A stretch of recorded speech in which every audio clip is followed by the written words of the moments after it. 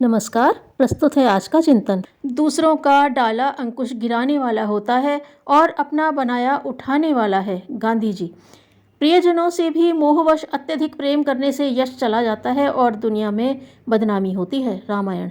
जब तुम किसी दुर्बल मनुष्य को सताने के लिए उद्यत हो तो सोचो कि अपने से बलवान मनुष्य के आगे जब तुम भय से कांपोगे तब तुम्हें कैसा लगेगा। तिरुवल्लुकर। जन सेवा के लिए बहुत अमीर या बहुत वैभव संपन्न होने की आवश्यकता नहीं, उसके लिए चाहिए भावना पूरित उदार हृदय। पंडित श्री राम शर्मा आचार्य। हर आदमी अपने मन को सच्चा और बच्चे को अच्छा समझता है, लेकिन इसलिए दूसरे के मन या बच्चे को बुरा कहना उचित नहीं है। सादी।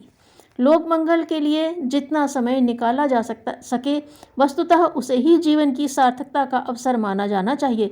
पेट कोई भी भर लेता है, पशु पक्षी भी अपने ढंग से शरीर सुविधा के साधन जुटा लेते हैं।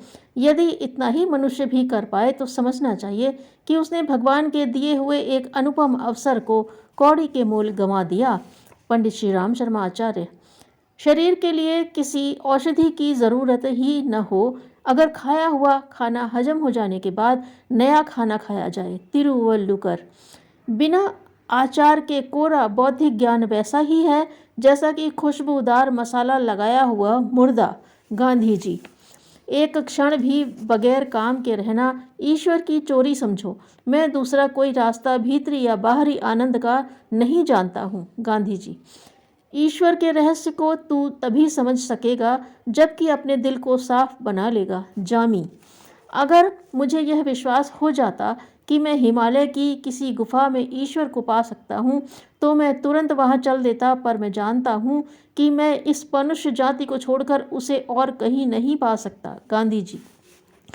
सांसारिक उलझनों, कठिनाइयों, पहेलियों को सुलझाते हुए यह न भूलें कि अधिकांश समस्याओं की जड़ हमारे भीतर है, उनका समाधान भी हमारे अपने अंदर ही मौजूद है।